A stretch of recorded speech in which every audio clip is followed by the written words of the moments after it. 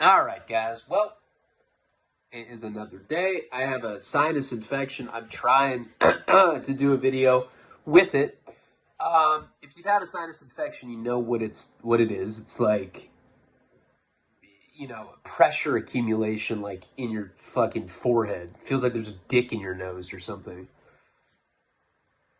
It smells like you're like, oh, dude, I can smell lotion. It sucks. I mean, it's painful, and then I don't know if it's full-blown migraines. Like, I have friends that have had migraines and, like, explained it, and they said it's like getting struck by a lightsaber. I have Jedi homies that tell me shit like that. Hey, that's what it feels like. I don't know if I get migraines to that level, but I get headaches, and then it's, like, hard to talk. And then on top of that, my nose is always leaking. It's like when I'm fucking Karina, I look like some cokehead. There's like snot like running down my chin. Oh yeah, oh. And she's like, yeah. And it sucks, I probably what initially fucked me up was the cocaine. But I gotta say, the Wellbutrin really fucked me up. And I was addicted to that for years. And, like, who's addicted to Wellbutrin? It doesn't do anything. It's, like, the dumbest drug to be addicted to. They put, like, this clay buffer in it to, like, dissuade you. They're like, well, we'll make it so uncomfortable nobody could possibly do this. Because you don't get that high off it. You feel like it's like drinking a cup of coffee or something. And then you want to beat off. But I want to do that anyway, so it might be placebo. So now you're just beating off with a stuffed nose. And then you get a headache. You're like, no, I want to buy more. I think that the Wellbutrin, like, I did it for years, and I think it really fucked me up. That's what I think. I don't know. Perhaps not. Perhaps I'm just a bitch. But I don't think that it's normal, And I have had surgery up there before, and I'm going to go see a specialist again because it's like I'm waking up with like bloody noses. There's always snot everywhere. It looks like frosting like everywhere. It could be cum, but I don't think so. I think it's snot. It just sucks. I don't know. But that's, what's been going on with me. The last couple days I have been uploading videos, but they've been on the upper tiers in case you're on the $3 tier. Did a couple for the $10 tier, and I did the sex files yesterday for the $20 tier, which I think, personally, my opinion, that was the best story I've done in a long, long, long time. And I think that whole series will be like that. It's not even about, like, that being on an upper tier for, like, the financial reasons. It's that I don't want everybody to hear those stories, because those stories are, like, really, really not personal, I don't care, I'll pretty much say anything, but they do involve people that I fucked, and it's not like some of these people are my friends. I used to play Sega Genesis with them, and then we'd fuck. Good game, let's bone. And so, I don't know if I want everybody to hear that particular storyline. I don't want it. It seems better for like a limited audience. But I did do that just in case you're wondering like where I've been. I have been putting content up, $10 tier and then $20 tier. And dealing with sinus infection, and then my mom, roller coaster. Sometimes I call and she's fine. Sometimes I call and she's crying for no reason. Confused, doesn't know where she is. They were probably getting, and this isn't new stuff. She's had the onset of dementia for, probably since like 2016, I want to say, 17. So this has been going on for about 4 years, and we're probably going to get to the point soon where we're going to have to make some decisions. And that's why it's like important to me to accomplish something. Anything. Fucking build a snowman. I built that. Anything. So at least she can like die and know that, I'm not a fucking complete failure. I'm her only child. And I know I've been an embarrassment to her for a long time. And like in a lot of ways, you could say that I'm already at a place that she can be proud of. But you know what I mean. I want to accomplish something really big. Like, I actually want a film to come out, or I want to be on the bestseller list. And, like, the fucked up thing is, like, I was saying the other day, like, I asked my dad, like, would she care about that? And my dad said that it might be to the point where she wouldn't even understand that now. So it might be too late anyway. But, sorry, this is, this is the truth. Sorry. And, like, you blow your nose and it's, like, worse. It, like, makes it worse. I don't know. But, yeah, it sucks. It's, like, I feel like I have a cold every day. I wake up like, fuck. Not this reality again. Take a hot shower and, like, rubber ducks, like, swim out of a stream of my snot. Like, Jesus Christ. It's really getting bad. Alright, sorry. I'm going to try to do a video without the throat clearing sound the whole time.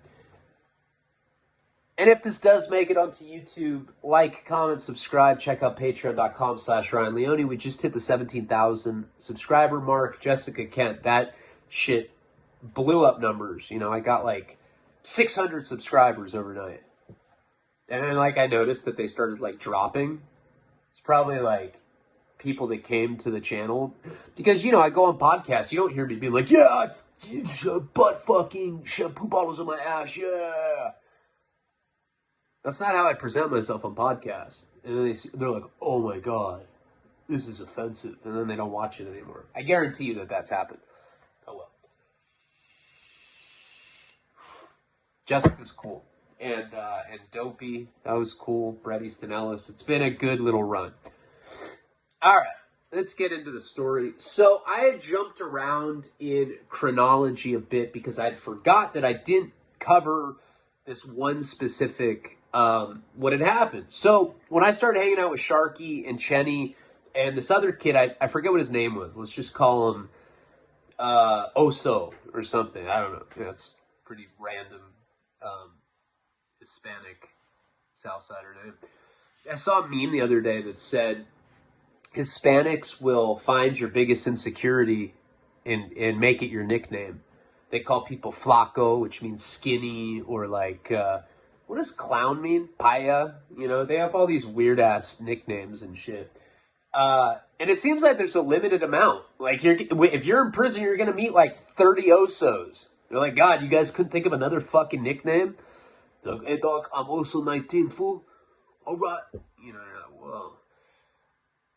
So I'm hanging out with these guys, and I see right away that they tricked to... I didn't realize. Remember, I'm sick. I don't know what the fuck's going on. I don't realize that RJ is getting extorted by these people, but they're treating him like a king. I'm like, hey, man, why are they so nice to that guy? Hey, dog, he's got millions, fool. If you had millions, you'd be protected too, dog. But you don't have millions, so if anything cracks off, you're gonna get butt fucked, dog. That's on everything, fool. Sometimes, like, the faces that Southsiders make, it seems like a joke or something, but, dog. It looks so goofy. You're like, what the fuck? And they're just stuck that way. They look like a fucking fish. Aw. You see that a lot. You see a lot of really strange-looking Southsiders when you're in prison. Anyway, so we would all be in a cell. And remember, I'm kicking methadone, so I'd always be sick. I'd be, like, laying up in my bunk. Sharky would come in with Chenny. They'd all sit, like, on the metallic desk. Because there's a metallic desk, there's a little stool, there's a metallic toilet, and there's, like, a sink above that. And then there's bunk beds, like a window. That's it. It's like a little ass, it's like smaller than most bathrooms, right? And they'd sit there and they would talk to me. Hey, tell us another story. What, you're gonna tell us some crazy shit, dog? Tell them about the savings bonds, fool. And I'd be all dope sick, and I'd, like, start telling them, like, just little adventures that I'd be in. For real, even from the beginning, even when I was kicking methadone, Southsiders would, like, make me tell them stories. And I'm like sick, you know? I felt like I was on my deathbed or something. Like, you know, like doing confessionals to Southsiders. But they would listen. They would shut up and they would listen to what I was saying. And when I found out that they wanted to, or that they were protecting RJ because he was a millionaire, I was like, I'm going to present myself like I'm a millionaire. Because it kind of looked that way. You know, Jenny had put, I forget what she put on exactly, but it was something crazy. It was like $5,000 or something. She did that a couple times, right? And this is before Jeff had dropped the bomb that she was fucking somebody in a motel room, right? This is before that. So she was like sending me money. You know, people would come up to me and ask me for ridiculous favors, you know? Hey, dog, hey, my daughter's boyfriend's grandma, I want to get her flowers, fool. Come on, fool. Can you have your chick, check it out, dog. Can you have your chick order my cousin's grandmother's daughter's fucking friend flowers? Please, fool. I want them more than anything in the whole wide world, dog. They tend to sound like 5-year-olds sometimes, too, when they're asking for something. And I would do shit like that. So then I'd, like, order flowers for this person.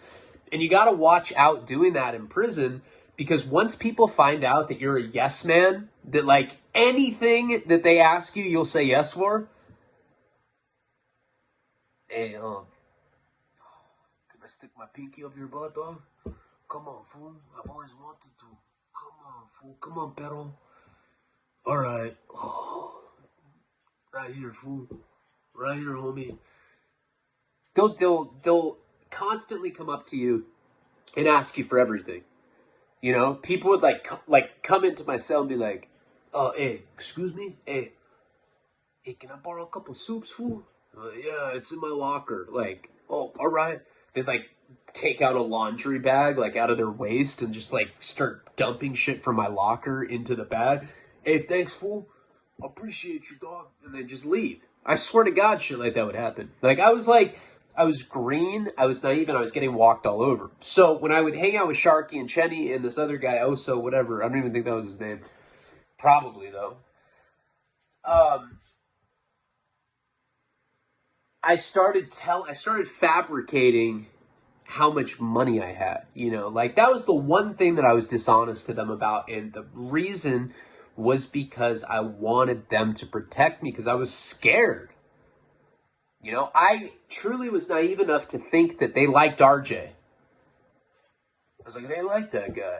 They love him. I had no idea that he was like having to send a shitload of money to all these different places for the big homies or whatever.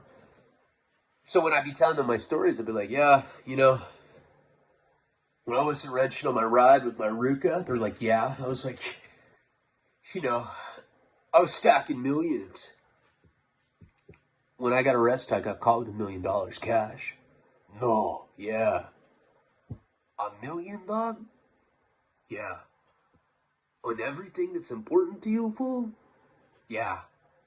So they got it in their head that I was this big-time drug dealer that had $1 million cash when I got arrested. Now I had my indictment. That's how dumb I am. I had my indictment, so on paper it says what happened. It said I got caught with $8,000 cash. That's it. I got caught with a half a pound of heroin, $8,000 cash. It said that on the indictment. And, you know, they'd be like all disappointed. Hey, dog. Hey. What's it talking about? It says $8,000 cash and you say it $1 million, fool. What are they lying? Are they fucking feds lying then? They're like, yeah. No, fuck that, dog. Fuck that. I got an attorney. His name is blah, blah, blah. Right? So they had this, I cannot think of the guy's name right now, but his claim to fame was that he had represented the DeLorean case. Now, DeLorean, I don't know shit about cars, but I know, I like movies, and I know that the DeLorean was like the car for Back to the Future with the suicide doors. There's a very famous case in the 1980s where I think the guy's name was DeLorean. He was like the guy that owned that car company or something. It was like the Elon Musk of like DeLoreans. I may be off, but like the guy was named after DeLorean, or like he owned the company, something like that. He had something to do with the fucking DeLorean. That's all that matters, right? And come to find out, that guy was one of the biggest cocaine dealers of all time. That would probably be a good movie, now that I'm thinking about it. It'd be like a good Blow type movie. But he was like one of the biggest coke dealers of all time. And he ended up putting his money into a car company, and they started putting out the DeLoreans. Something like that. I think if you Google it, you can probably find out what I'm talking about. He ended up getting arrested, and I think this guy's name was like Nat Sherman. Something like that. Nat Sherman. I don't know, some like sleazy attorney's name. But these Southsiders, Sharky, Cheney, when I started telling them that they took I was like, they took $1 million cash, and then they put on the indictment that I only got caught with 8,000. The fuckers. Hey, dog, fuck that, fool. Fuck that. We got an attorney. So they had this guy, like, I don't know why they had him. I'm not really sure. Don't really know what the purpose was, but I do know this. That MDCLA, you can get visited by an attorney once a week. And when you go get a visitation, you go sit in the visitation room. It's the same visitation room where you go see your family. So you go and take you the elevator down to this visitation room. You have to turn your back the whole time. No eye contact, inmate. Oh. And then you get out and you have to get strip searched before you go to visit and and on your way back. Now, this is the thing, and not to get too graphic, but you know that I have a small dick. I say it all the time. And, you know, it's whatever. There's people in the $100 tier that have seen it. It's not that small, but it's not that big either. It's like not big enough where I can have an attitude. You know what I'm saying? It's like the kind of thing where, like, somebody starts talking shit to me, I just curl up in a ball. That's what size dick I have. So it's always awkward. And I back then, I didn't have any older brothers. I didn't know that you were supposed to shave your bush. How am I supposed to know that? Every time a chick would give me a head, she'd like pick teeth out of her, or pick hair out of her teeth. I'm like, sorry. Oh, no, it's cool. You know, and they're always like, oh, it's cool. I do this all the time. You're like, ew, what do you mean? So I didn't know that. So I would go get strip searched, and I would have this chia pet looking bush with my little root beer barrel sized dick. That's not the gross part though. That's whatever, right? And so naturally, because I'm not well endowed, I would cover up, right? And I'm kicking methadone. So remember, I have the extreme hot and cold thing going on. Like I'm like burning up hot where I'm sweating, and then I'm shivering cold, and it's just like back and forth, back and forth, back and forth. So my natural instinct is to cover my little dick because I'm like shivering cold. I don't want them to see, and this like bush is just like gargoyling out of it. But I also had like insanely messy diarrhea at the time, like creamy peanut butter type diarrhea. And you poo-poo daddy. We were talking the other, me and Karina were talking last night, and she's like, what were we saying? Oh, she's saying how gross my socks are. Like, if I don't change my socks, she's like, sometimes I have to wash your socks like 4 or 5 times just to get like the stains off. Like, they're so bad. And she's like, once in a while, there's shit stains. I was like, probably only when I'm depressed. And she thought that was really funny. I don't know. That's probably not that funny, me saying it now, but I was like, it's only when I'm depressed, baby. And she thought that was funny. I was like, you want to have sex? She's like, no. Yeah, so when you're kicking methadone, you're so fatigued. You have like muscle atrophy. Like, I swear to God, not to be too graphic about it, but like I would shit and then try to wipe, and it would be so much energy that I'm expending that I would just like give up. So like sometimes I just would, I mean, I'd wipe, but it would be super sketchy. Like, you know, just, I was like just going through the motions, like, you know, because, and especially because I had a celly at Juice, and he'd like be watching. He'd be like, hey dog, you know, with the stroke of your wiping, I can tell how big your asshole is, fool. It's fucking big. He was weird like that. And so I had a rashed asshole with like brown shit stains, like smeared on it. It looked like creamy peanut butter smeared on my butt cheeks. So I couldn't win. So I had to go when I'd go to the visitation room, because my parents hadn't come to visit me yet. It was only this attorney, my attorney, Michael Jackson's attorney, and then this guy like Nat Sherman or whatever the fuck his name was, this beast, the DeLorean attorney guy. I bet if you Google that case, you can figure out what this guy's name is. It was like Nat Sherwood or some shit. So when I'm going down there before the visit, because they make you get naked before and after, I'd be holding my little dick, and I would just have this shitty, raw, rubbed red asshole with like shit all over it, and I stunk. It was the kind of thing where, like, when I stripped, I blew the fucking room up. Now remember, you have to squat down, spread your ass cheeks, and cough. If you have shit in there, if your butthole's not like clean, it smells like a fucking creek, you know? Worse than that, it smells like a creek, like a creek with a bunch of shit all over it, like horse shit in a creek. And they'd be like, oh, you know, they grimace, and I'm like shivering, and I'm just dying. Like every time I left that fucking building, I felt like I was gonna die because of the methadone withdrawal. So I'm saying this because that's the condition that I was in when I went to go see this guy in the attorney visit room. So I go to see him, and this guy is a scumbag. Like, you can tell. He's like, hey. He had, like, veneers, like, perfectly white, like, big old fucking corny-ass teeth. Kind of look like Matt Dillon and There's Something About Mary, like, when he gets his teeth done. Like, that's how this guy looked. He's like, hey, man. I could just see, like, what a snake this guy... He looked like a fucking snake. I didn't know that this guy was going to come see me. And this is the thing. I was trying to explain this before. I don't know what Sharky had with him, but Sharky was high up. You know, he was had the keys for the Southsiders in that unit. Not in the whole building. In the whole building, it's Mexican Mafia. It's somebody's big homie type shit. But in that particular unit, he had the keys. He was high up there, and once a week, you're allowed to go get an attorney visit. So it's a contact visit. You have to get naked both times, but convicts don't care about that. And this guy would come visit Sharky every single week. Don't know why. He was not his attorney. They were like friends. I'm sure that there was more to it. I don't know what the reason was, but I'm sure it was something nefarious. But somehow he had gotten me on the list with this guy. So I didn't even know that I was going to see this guy at all.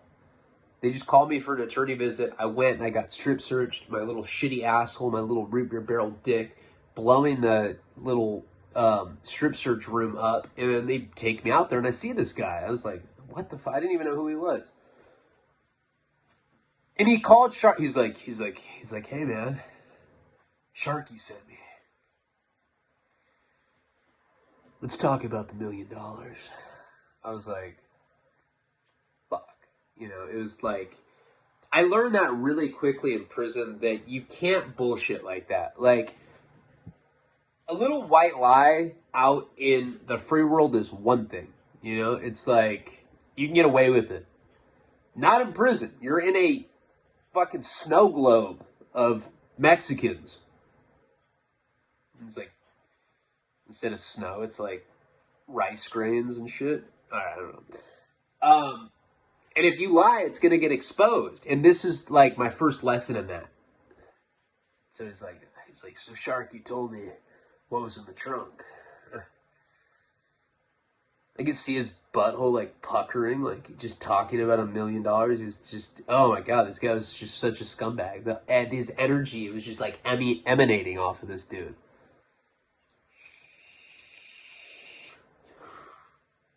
I had to tell him, what the fuck am I going to say to an attorney? And I said, look, man. He's like, yeah. I said, I got to tell you something. He's like, yeah.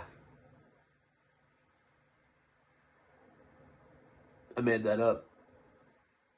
He just deflates. His fucking like teeth like disintegrate. He's got like a gold grill now. He puts on a do-rag. He's like, huh?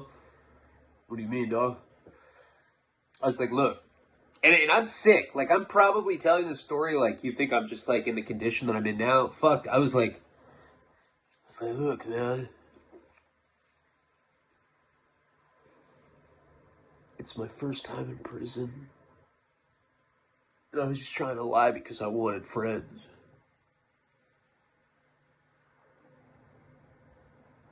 He smiled. He's like, do your parents have any money? It was like he didn't even hear what I said. He just wanted to know if my family had money. I was like, yeah. Give me their phone number. I'm going to call your other attorney and tell him that he's no longer representing you. He like ate a Triscuit. I don't know why. Just trying to like intimidate me. And I was like, you know, and I'm one of those guys. It's hard for me to say no. You know, I'm for sure a yes man. I was like, oh yeah, okay. He's like, the retainer will be $60,000. I'll beat this case though. You need somebody like me. You need a snake, man. I was like, can you please not tell Sharky that I made this up? Just trying to sound cool. He's like, of course not, man. Come on. You can trust me. But it was like the kind of thing where I was like, oh my God, I can't trust this guy. If I was in the fucking if I was on a bus with him, I would feel like I'm going to get raped or something. I was like, dude, like he really sketched me out. The rest of it, I kind of like told him the story about my arrest and like, but he's like, And what does your father do again? I was like, he owns a occupational healthcare consulting firm. Oh, right. What kind of car does he have? You know, he's like that, I swear. I was like, Jesus Christ. So that visit ended. I had to go back. I had to get, you know, strip searched again. And it was the kind of thing where I guarantee the guards talk about it when the inmates aren't there. They're like, God, that Leone guy, asshole stinks.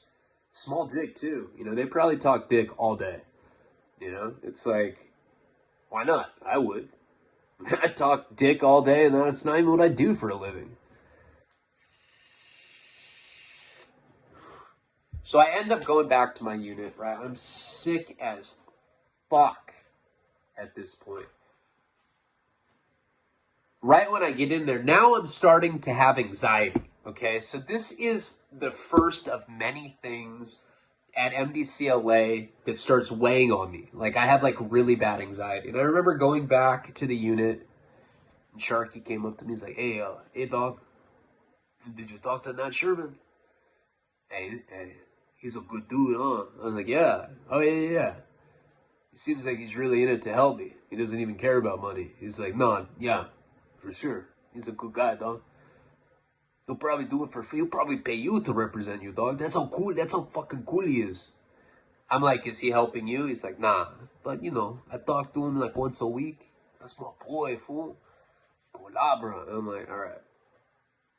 So he, you know, obviously he hadn't talked to this guy yet. But in my mind, I'm like, holy shit. This dirtbag attorney guy is definitely going to put me out there with Sharky, with Chenny, with this other guy. And I was just thinking, I'm like, I was lying because I wanted those guys to like me. I wanted those guys to protect me. They're really big on word, right? If you tell somebody you're going to do something, you got to do it. That's fine. But that's really hard for me, you know? And my word's been poopified because I am disorganized anyway. But when I'm kicking methadone, I'm pretty much just a defective. Like, you know. And so I remember I like, went and I crawled in my bunk. You know, I went in, like, the top bunk. Now, I started being really sleep deprived, probably already at this point. Like, I'm going through nightmarish withdrawals. Like, I don't want you to think that that's over by any means.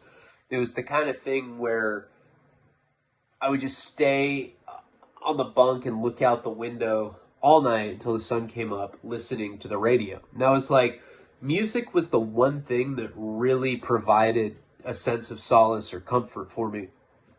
But like seeing the sun come up, it was kind of up, it felt a lot like when you're like doing meth or coke out here and you see the sun comes up. It's always like a bad thing. You're always like bummed out when the sun comes up. It was the same kind of thing in prison. And when you already have anxiety, when you owe people money, when you're in a situation like I was with Sharky and them, where I was thinking that my lie was going to get exposed. And when that lie got exposed, I knew that it was going to be bad, because now my word means nothing and they're not going to respect me. And I fucking lied to them. They might beat me up for it. They might kill me. I don't know. Maybe I'll have to suck someone's dick. All right. If I got to do it, I'll do it. I'm sorry. I'll never lie again. Okay, I'm sorry.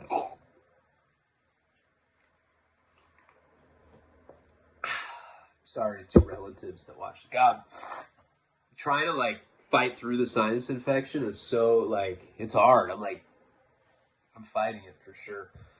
And my mind's definitely somewhere else, but I'm getting back to it. So I start going through sleep deprivation. I'm not eating. Sharky's making me get up and go to breakfast so that I can get him cinnamon rolls and the milk and all this other stuff. People are coming in. They're constantly taking stuff from me. And I'm not socializing a lot at this time, The only socializing that is happening is that they're coming into my cell, like I talked about, and they'd sit on the metallic desk and they kind of like listen to stories, or they talk to me. They were like fascinated by me, because I guess the kind of stories that I would tell them were so much different than like the life that they came from or anything that they've ever heard talked about. I just interest them. I could tell.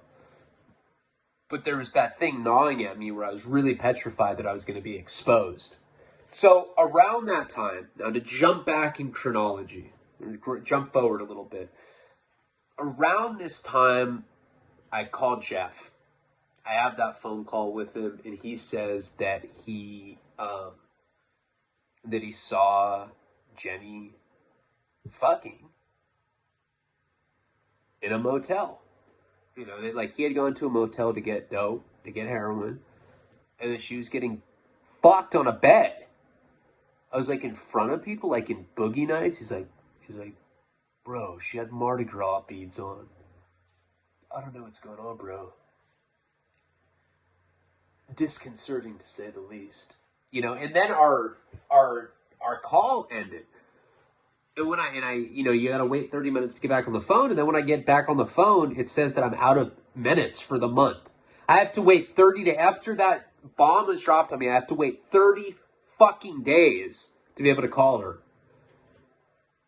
Yes, in theory, you can jump on other people's phones. There's like voice recognition. You have to say your name. You have to go Ryan Leone, and then the FBI voice recognition software will recognize your voice, register, and then all of a sudden you're on your account, and then you have to put your, your register number, booking number, pack number, to do all this shit. It's really complicated to make a call, which normally wouldn't be that bad, but because I was kicking methadone, it was just way too much to like, there were cameras that pointed at the phone, so to do it correctly, somebody would have to be sitting down, kind of like block the camera, make sure that the camera can't see the other person sitting, and then you guys had to switch and do it slickly, like without getting caught. It was just way too difficult to do. I tried. I couldn't do it. So now I'm really going through it. My attorney comes to visit me again. And he tells me that he's got me in to go to bail like the next Friday or whatever. I think he had told me that a week ahead of time, I want to say. So I was going for my second bail hearing. I had been in MDCLA at this point for probably 3 weeks already, and I definitely, maybe 3 or 4 weeks. And I was really having a hard time, somebody had introduced me around that time to a book that's basically the federal prison Bible. If you're in federal prison, everybody that has done Fed time has read a book called Busted by the Feds. It is the Bible for federal, when you're in the federal prison system, it's called the FBOP, Federal Bureau of Prisons. when you're in the FBOP system, there's a book called Busted by the Feds. It was written by some attorneys. It's about this big, and it breaks down everything you need to know about the super complex and convoluted federal law. So it teaches you like what the drug guidelines are, what relevant conduct, what safety valves, 5K1 downward departure, snitching. It talks about different prisons, and it talks about the appeal process. It basically tells you everything you need to know about your case, so you can look it up. Even if you're not obviously not being an attorney, and if you're not versed with federal law, you can literally look up everything and go, okay, I got caught with a 1/2 pound of heroin. You go on the guideline. Back then, I've said the guidelines before, anything under 100 grams of heroin, if you're on a conspiracy, if you get caught with under 100 grams, there's no mandatory minimum under 100 grams. 100 to 444 grams, remember, 444 grams is a pound. Something like that. How much is a pound? It's like 424 or something. I don't even know. That's interesting that I don't know that. God, no, pound is like 444 grams or something like that. So the federal guidelines for 5 to 40 is 100 grams to 444 grams or whatever. Anything over 400 grams, whatever the cutoff point is 10 to life. So by looking at these guidelines, remember, I'd gotten arrested twice. So it all came down to how they were going to do that weight. It could be accumulative, and they could prosecute me for both times that I got caught, or they could just charge me for one time. If I got charged for one of those arrests, then I would get 5 to 40 years in federal prison. If I got charged with both of the 1/2 pounds, I would get charged with 10 years to life in prison. And before I had read that book, this is what I'm reading while I'm kicking dope. I'm listening to idiots, They're like, hey, dog, you got busted with heroin? Oh, hey, fool. Yeah, they don't like that shit, dog. Anything that's considered a hallucinogenic drug, they give you fucking life for, fool. I'm like, yeah, heroin's not a hallucinogen. Oh, come on, dog. Fucking heroin, fucking mushrooms are the same, fool. They come from the same place. You fucking stupid, fool. I don't even want to talk. This fucking dude doesn't know what he's talking about, dog. You a fucking cop. I want to fuck your ass up. So I could talk to people like that. And then, you would hear horror stories from people that were doing like mega time in there for relatively petty shit. There was the guy that had pointed a laser. He lived by LAX, by the airport. He pointed a laser pointer at a fucking airplane. The laser beam like hit the pilot in the face. This guy got like 10 years for that. It was like an attempted terrorist act. He's like, dude, it's a fucking laser pointer. I was just pointing at random shit. They like found this guy, and he was like getting like 10 years or something. I don't remember exactly how much time he got, but there was a guy like that in there. There was that guy Chubbs that I had told you about. That he's probably like the worst example. There is this guy. Right when I got there too, I met him. Probably met him like within the first couple days of being on 7th South. He had gotten arrested for what's called a phone count. Now, you know how in the drug world there's always people that are like, man, you're way too paranoid. Because there's people that will not say shit on the phone. The feds are listening to everything. Every single thing. The Patriot Act made that possible. I don't give a fuck what anybody says. I've seen it with my own eyes. They have every single recording of any phone call you've ever had. The NSA has that. They have these huge information fucking what's it called? Storages. Like they store information, and they have all of our phone calls recorded, and it can be retroactive. They can listen to a phone call I did 10 years ago, whenever they want. And you can get what's called a phone count. So this guy Chubbs, he had lived with his brother. His brother was selling meth. Somebody called this brother on the landline. My friend Chubbs picked up. He's like, hello? Hey, is baby Scooby-Doo there? Nah, baby Scooby-Doo's not here now, dog. When's he going to be home? Around 5 or 6. Boom. He got arrested under a conspiracy for saying that. He'll be home around 5 or 6. That's all he said. They brought in a specialist, a linguistic specialist, to say that that was code word for 5 to 6 kilos of crystal meth. They tried to offer him 10 years in prison for a phone count on a conspiracy because his brother ended up getting caught with meth. Trump said, fuck that. I'm not doing that. And he ended up going to trial. They gave him 20 years. You know, and he got that while I was there. He got 20 years while I was in there. He got fuck the feds tattooed on his forehead. I was like, what if you win an appeal? He's like, wait, dog, fuck the feds, fool, fuck you too. And he like left. I was like, oh, all right, that guy's hyper. Yeah, that's hyper from fucking 18th Street, dog. He's fucking cool. No, it's Chubbs is his name. So there was stuff like that. There was these horror stories. And then there was also in Busted by the Feds, which is kind of like a cool book to read, even if you haven't been in the federal system or if there's no reason to read it. I mean, just because it's an interesting thing to read is what I was trying to say. It's an interesting book. I mean, there are stories about guys that got life sentences for phone counts, like we're talking about, for smuggling China white heroin to federal prison in New York. They were calling it soy sauce. And it was this huge case because they were trying to argue that they didn't say anything over the phone. They were talking in code. But the feds have linguistic specialists that will come in and they'll basically say whatever the U.S. attorney, which is the prosecutors, want them to say. They can get you for anything. Do not talk on the phone. If you're doing something bad, don't talk on the fucking phone. God.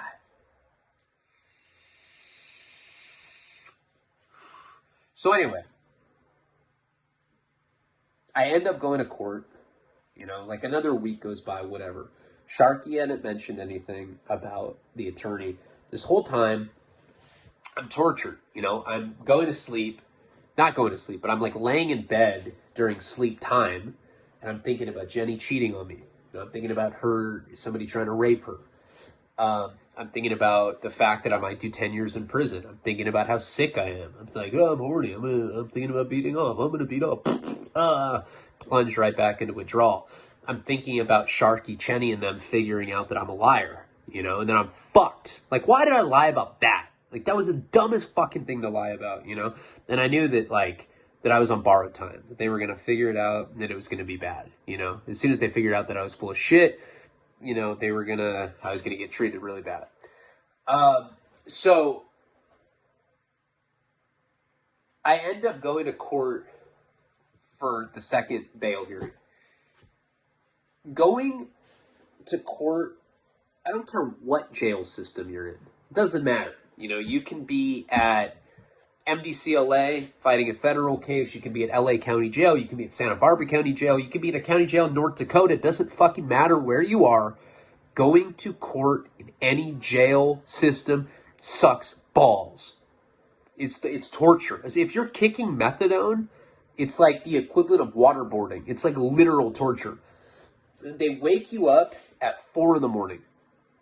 All right, so I'm already awake. Cop comes, flash the flashlight. Leon. Like, it's Leone. Come on. Go to court, man. Get up. Rise and shine. You're like, oh. They unlock the door, and you go into the day room. Same place that you would eat breakfast typically. It's very quiet. There's maybe like a dozen inmates, and everybody's eating. They give us like a brown paper bag with cereal, with milk, with an apple. That's our breakfast. Everybody's just eating in silence. Everybody else is sleeping. After we eat, we kind of just sit at the table. Other people are like, you know, putting their head down, going back to sleep a little bit. Eventually, they come and grab us, right? A couple guards, you know, COs come up from another floor. They grab us. We have to get in a single file line. We get on the elevator. You go down, and you go down to the same room where, you know, where the guys had like the AR-15s and the dogs, like in those little stalls where I had to do the, you know, the strip search test. They shackle you, and they put a chain around your waist. If you're facing more than 10 years in prison, they put what's called a lockbox. So not only do you have handcuffs on, but they also put a box that holds your So, like, it's this box that holds your hands like this. So there's no way you can... So you're like this. Imagine being like this, cuffed. Like, but it's like within a box. It's like a lock box. Then they shackle your ankles. And they put you with other inmates. So you guys are all attached and you have to, like, shuffle in unison to get on the bus.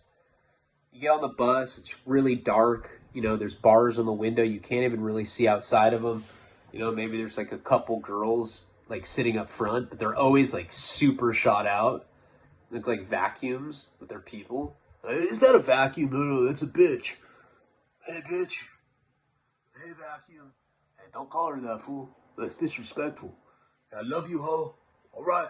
You know, that kind of shit. And they're always like flirting. And like the Southsiders, they really become like children when they're around girls. Hey, I think she looked at me, fool. I think she likes me, dog. She's my girlfriend now, fool, because we made eye contact. You know, it's getting kind of, how do you say, serious? And that's really how they talk. So then you go to court, and they put you in these dungeons, these like fucking holding tanks all day. It's cold. Only a couple people have toilet paper, so they have like, you know, the pillow. You know, those are like the seasoned convicts or the alpha male. Usually, like, the biggest black dude in there will have it. You're like, hey, oh, I'm tired. He'll, you know, go to sleep. So, you sit in this tank all day long. All day long. Maybe in the middle, they'll bring you, like, a sack lunch, you know, like a bologna sandwich. It's always bologna sandwiches on court day, which sucks. Nobody likes bologna sandwiches. And people are always trading. You know, people trade the cookie for the apple for the sandwich, whatever. Finally, they bring me into court. At this point, I'm straight up dying. Like, this is kind of like the peak of my sickness. This is like, this day in particular, I don't know why, but it was like the sickest that I had been. Probably since like that, when I first started getting sick, before they took me to the hospital. And right before they had called me for court, I started puking in the toilet, and I could not stop, and it was acidic bile. And someone's like, hey, doc, can you be quiet, fool? I'm like, dude, I'm puking. How can I be quiet? You know, I just kept puking up acidic bile.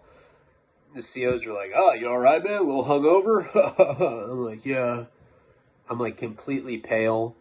They end up, you have to be like handcuffed and shackled to go into court. And so they start moving me, and I have a fart coming on, and I know that it's gonna be shit. Like, I know for sure. So I'm like, all right, I'm gonna hold this. And I'm like, you know, I'm like shuffling. But that movement, having your feet with handcuffs and like having to kind of like shuffle, kind of like dislodges the fart a little bit. It's like going over a speed bump, you know. So I'm like shuffling with these guys, and all of a sudden, like, there's pressure in my stomach, and I'm trying to get a little relief. So I'm like, and it just goes, and like shit muffins out of my asshole. I'm like, oh. And then, you know, and one of them even mentioned, he's like, oh, man, did you just bust ass, man? It smells like baby shit, man. It smells like my kid's fucking diaper. And I'm just like, and like, it's to the point where I'm so sick and I'm so fucking sad that I don't even care. I'm just thinking, I'm like, I'm gonna get out right now. Who cares, dude? Fuck this dude. I feel shit. It's like a teardrop of shit going down my butt cheek. It was actually like, if it wasn't shit, it would be very sensual. It'd be like something you'd see on like Red Shoe Diaries on Showtime or something. But it was shit, so it was the opposite of sensual. It was fucking disgusting. I could smell it too. It had that very distinct smell of like fresh baby bird shit or whatever.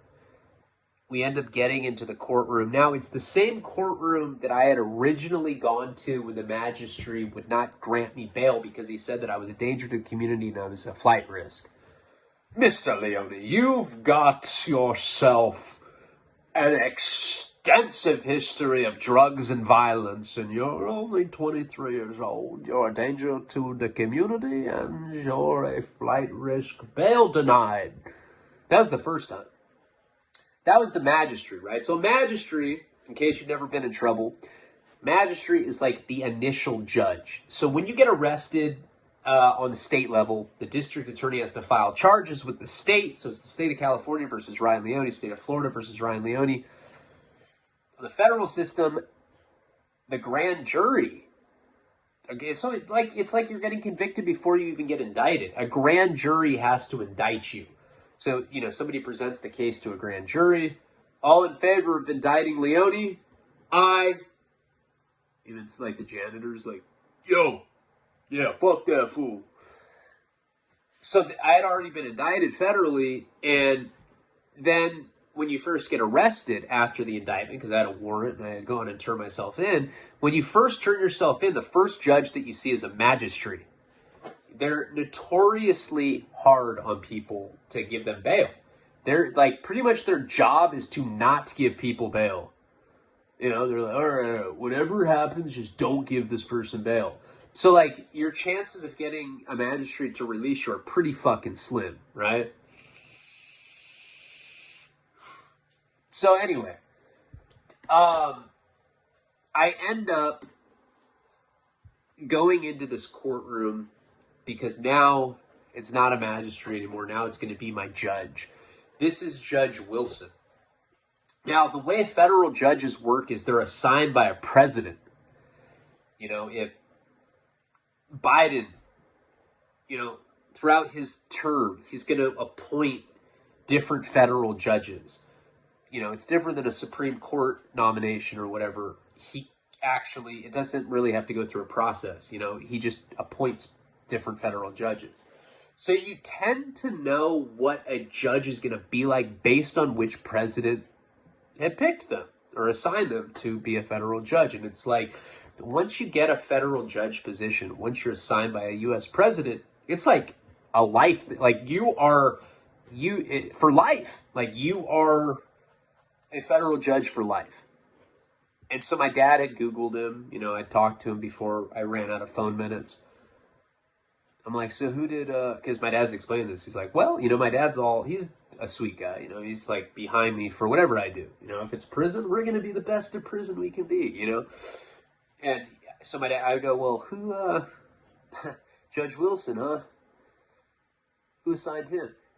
Obama? Maybe Clinton? I don't know. Democrat? Socially progressive? He's like, Reagan.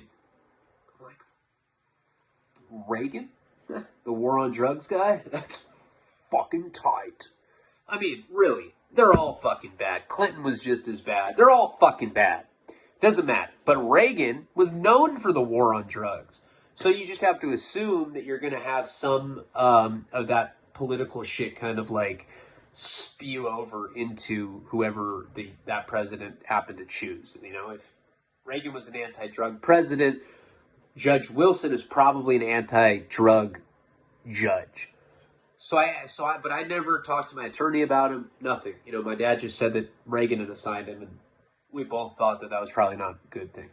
So I end up getting into court, and they bring me into the juror aisle. This is where the jury sits. So it's like, you go into, they open this door, and there's this row of like wooden seats. It almost looks like bleacher seats. And then the judge is on the far left. There's the little lady like doing the transcriptions. There's different attorneys over here, over there. Bunch of different shit like that, right? There's probably like 50 people in the room altogether. And there's nobody in the juror box except for me, 2 COs, and my attorney. Now remember, I'd shit my pants. So I go in there, blowing this whole room up. I swear to God, people in the court, like outside of the juror box, like the lady like typing, like I'm in there for like maybe like 2 minutes, and you can just see people like kind of wince a little bit. They can smell it because I have fresh shit that has muffined out of my asshole. And it's just, I'm sitting in it. I'm pale. I've been puking, and I smell my own shit, and it makes me gag, and I just puke on the floor. And someone's like, oh my God, get him something, please. I was like, yeah, please get me something. Keep puking. They end up bringing me a trash can, So I'm sitting in court. with poopy pants. I'll never say that again. I immediately regretted that. But I'm sitting there and I'm puking into this waste paper basket. So my judge, this is my first impression on the judge. This, who I think may be an drug judge or whatever. So I see my attorney. He comes up to me. He's like all smiles until he gets to me. He's like, because he can smell me. He's like, how you doing? I was like, you said you'd get me out, you son of a bitch. You said that you'd get me out. I've been raped. I've been hurt. He's like, you've been raped? I was like, no. I was joking. And I like puked again. And he was like, you could tell that he smelled the shit. I'm puking in front of him. And then all of a sudden you hear, everybody rise for the Honorable Judge Wilson. Like everybody stands up and the cop's like, come on man, stand up. And I like try to stand up and like just that movement makes me vomit again. So like I stand up and I just fold back over and I puke. While I puke, I swear, this is not an exaggeration. As I'm puking, it makes me shit further. It makes me fart again, but it's more like this like tail stream of shit coming out of my ass. Like this is like before it was like a nice like maybe like like a little golf ball size shit. Now it's like a fucking baseball or something. Like my whole like I'm sitting in a clump of shit and it's all watery. It's like running down my leg, and I started crying. I started crying because I was embarrassed and I just felt pathetic and I was shackled and handcuffed and like there's shit running down my legs and I'm puking into the trash can. I just started crying because I just ashamed of myself. Like I couldn't believe that I'd let myself go like on that level. I felt like Kirstie Alley when she gained like 500 pounds. That's pretty mean. But anyway, but it's true. What happened to Kirstie Alley? Fucking weird ass bitch. But anyway, Karina always says that I'm a fattest. That's not true.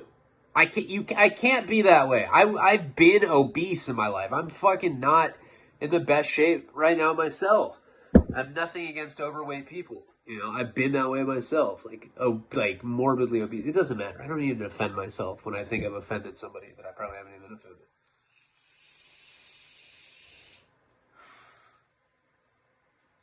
And I remember the judge looking at me for the first time. I'm sitting there, hunched over. There's literally like poop stuck to my, underwear to my pants. And there's just these crocodile tears just pouring out of my eyes. Like I'm really sad,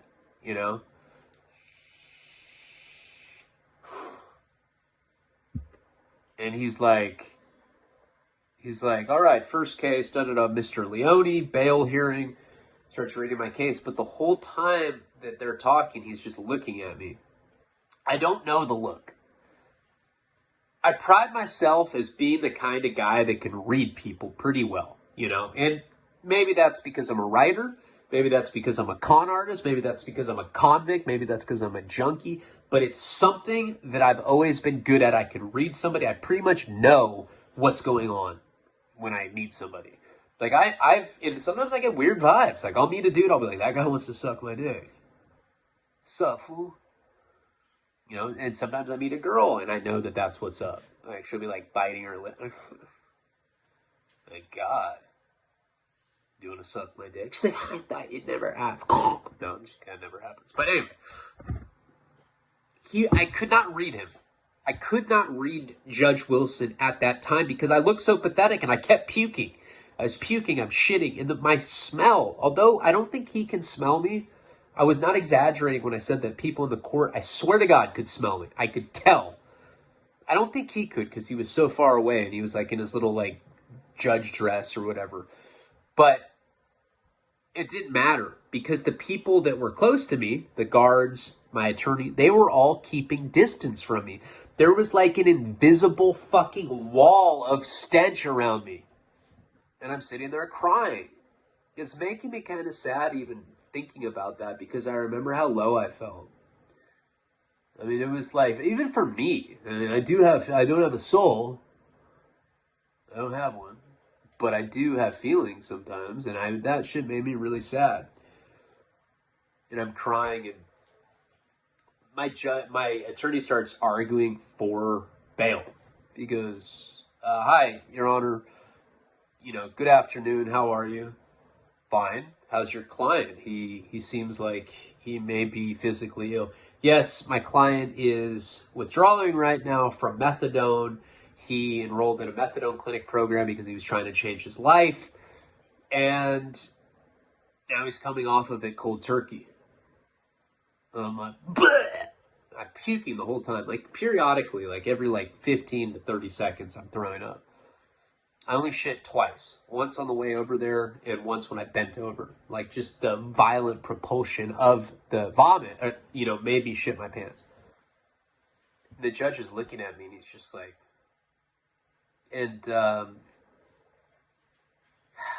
what are we talking about, an equity bond? He's like, yes, Your Honor.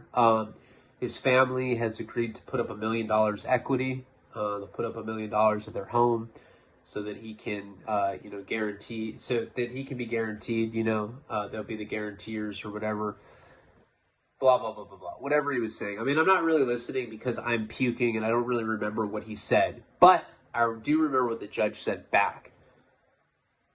He said, as much as I do appreciate that, and I think that it's very, commendable that he's fighting to get out on bail, I'm looking at a sick person right now that I do not think should be in the free world. I do not think that putting him out in the free world in the medical condition that he's in will serve the community, or Mr. Leone, for that matter, a good purpose. I think that he needs to spend the time here to heal and to think about what he's done. And I just looked at him. I was out of tears by that point, I just looked at him. I was like, all right, man.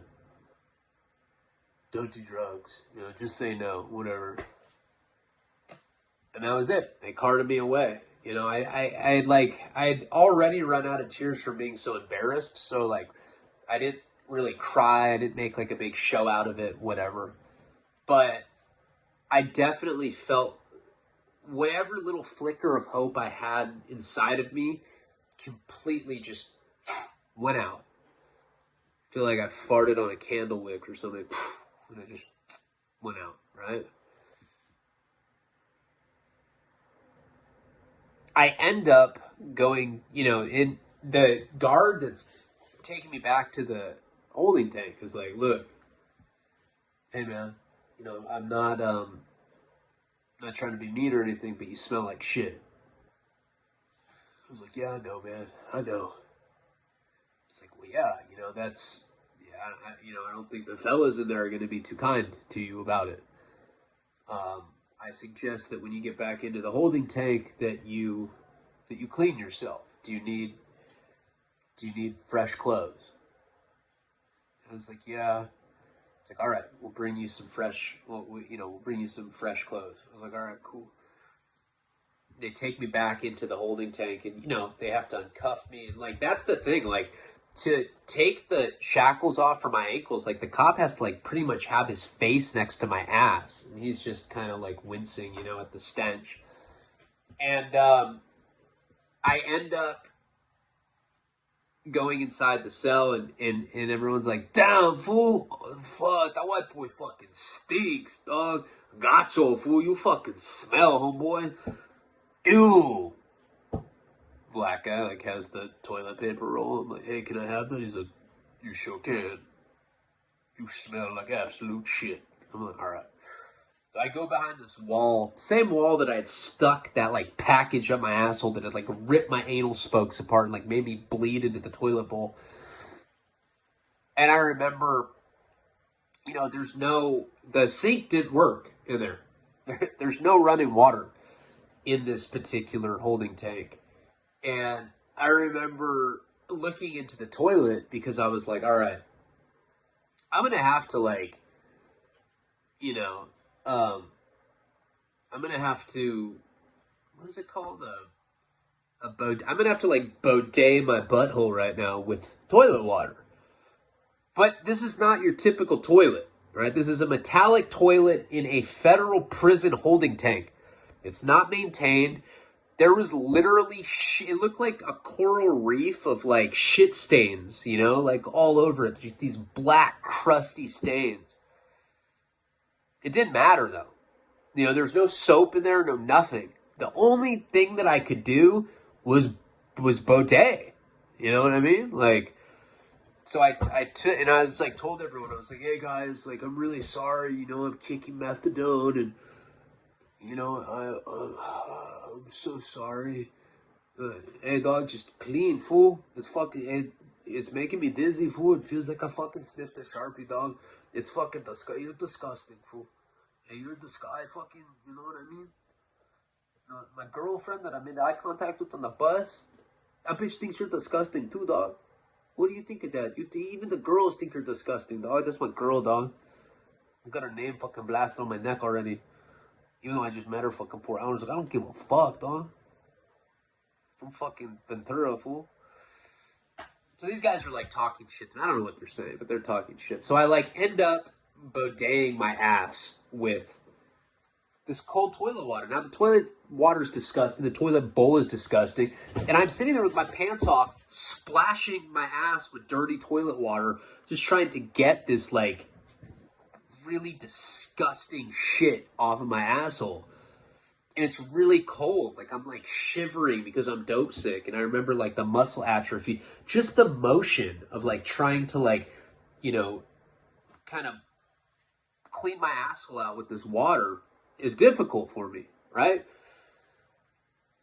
I take my shirt off and I just start wiping my ass with it, you know, because they give you like a white undershirt. So I'm like, all right, I'm gonna like get this wet and I'm gonna just wipe my ass with it. I'm using that. Like this whole t-shirt is just full of like brown shit stains now. It looks like rust. So I just throw the, you know, the t-shirt like on the ground, whatever. And then I'm cold, so I like put the green. It's like it's like a scrub. It's like the same kind of thing that like a nurse would wear. I put the scrub back over me, and I'm sitting there and I'm like shivering, you know. And somebody had to take a piss. They're like, hey dog, I gotta take a piss, fool. And I was like, all right. And I like went back to the bench. I didn't stink as much anymore because now I've like cleaned my asshole with this like wet t-shirt, but I just left it by the toilet because I'm one of those guys. I'm completely like, I'm so ADD that like I'll take a shower and I'll just like take all my clothes off and I just never put them away. It drives Karina crazy. It drives all my girlfriends crazy. And this guy's like, hey dog, what the fuck? There's fucking a shitty t-shirt right here? Nah, hey, fuck the, hey. Nah, you gotta go dog, roll it up, fool. I was like, now I knew from being in county jail that you don't roll it up. Like, you know, that's like PC shit. You don't do that. There's also about 12 Southsiders and 3 black guys. No other white guys. Just all these Southsiders, a few black guys, and me. I'm like, no, man, I can't. He's like, then get on the fucking door, dog, and flag down a cop and tell him that you need to get your fucking... You need to get your, you know, a change of clothes. You need to get this fucking dirty t-shirt the fuck out of here. This is fucking disgusting, dog. That's all my fucking family that's fucking disgusting. My fucking kids don't even do shit like that, fool. Fucking, fucking white people are fucking gross, fool.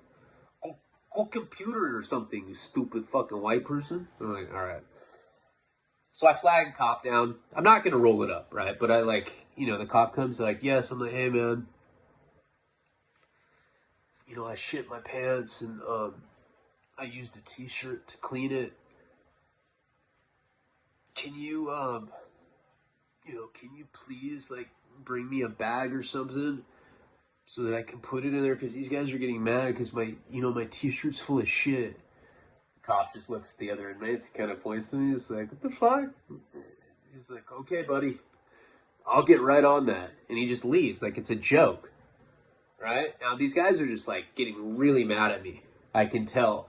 So, I really had no other choice but to take off my green scrub shirt and put my wet t-shirt with the shit stains inside of it and, like, bundle it up and then just throw it. Because this is, like, all bars. Like, you know, there's, like, see-through bars that you can, like, throw stuff out of, whatever.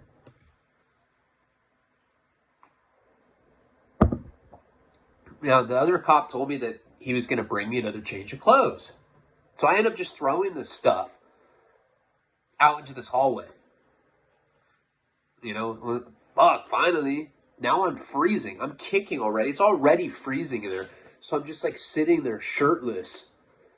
And I'm like in the corner. And I'm just trying to sleep. And I'm shivering. I'm so cold. Like my teeth are chattering. You know, I'm like, someone, hey, can you stop doing that? It's fucking annoying, fool. So these people in this tank just hate me. Cop never ends up bringing me clothes. So I'm kicking methadone and I'm shirtless. And like I have a rash on my asshole. And I'm nauseous. And I puke periodically. And it's just a nightmare. Finally, 4 or 5 hours later, they come and they bring me a new shirt. You know, new white shirt, new green scrub shirt, whatever. And we end up like, you know, getting on the bus and going back to MDCLA. It was horrible. You know, like that was a horrible day. And when you get back, it's, you know, it's a long process. It's like doing the intake thing all over again. You have to go down to R&D. It takes forever. You have to go get cleared by the doctor, by the psychologist, by the lieutenant. All these people, it takes hours, you know. By the time I finally get back to the unit, you know, I'm exhausted. Like I'm physically, that was like the most like physical exertion that I'd had in like weeks probably. You know, like having to go to court all day and then like being cold and like just shivering. And, you know, I thought about everything that had happened, like shitting my pants and crying in front of everybody in the courtroom. Just how sad I was with everything. And I just like wanted to get in my bunk. I never wanted to be in my bunk, in my cell so bad. The entire, like that was like the first time that I really just wanted to go lay in my bunk and be by myself. And, you know, I just like was so anxious to get back to it. So I go in the cell, crawl up there. And it's like that kind of thing, you know, this happens sometimes. Like, have you ever been so tired that you can't sleep, but like you really want to sleep, but you just can't sleep? Like any little sound keeps you up, like you keep tossing and turning, you can't sleep, but you're physically exhausted. So your mind's telling you that you need to go to sleep, but your body's not allowing it. And that's the worst place to be in. It's like torturous. That's how I was. I remember that very clearly. There's just like, I don't even like mentally, emotionally, I don't even have room in my mind to process anything else that's going on at that moment. Like I'm just in like the most pain you could possibly imagine in every sense, spiritually, emotionally, mentally, physically. And I hear the locker, or I hear the cell door open. I like have my eyes closed and I look up and there's Sharky and he looks pissed. He's like, hey dog, why the fuck you lie to me, fool? And we will get into what happens with the rest of this in the next installment of the Shaky Jake Redux series. I appreciate you guys. That was a very, very difficult video to do. I don't know if you could tell, but, you know, I'm powering through. And pretty sure that Sex Files video I did was like one of the best stories I've done in a long time. Let me know if you agree with that. And if you're on YouTube, like, comment, subscribe. Check out patreon.com/Ryan Leone. I love you guys. I do. Palabra.